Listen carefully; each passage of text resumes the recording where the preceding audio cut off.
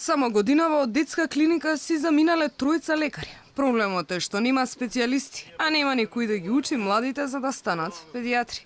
Недостатокот на кадар го затвори и ургентниот центар на детска клиника, кој беше единствен од ваков вид во државата. Од клиниката велат дека ќе го пуштат во функција, но кога ќе има кадар?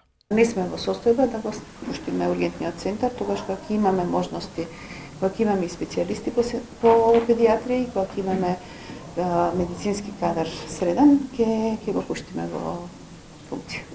Министерот Филипче уверува, и без ургентен детска клиника функционира. Воопшто не е компрометирано на целокупниот процес на тријажа и прием на децата, функционираат амбулантите.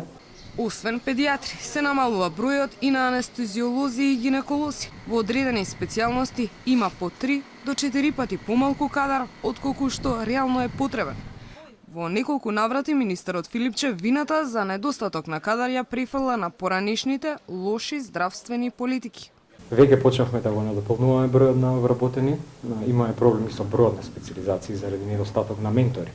Сериозниот недостаток на кадар заради политиките кои што биле спроведувани сите овие години резултира со тоа да сега ние имаме еден сериозен дефицит.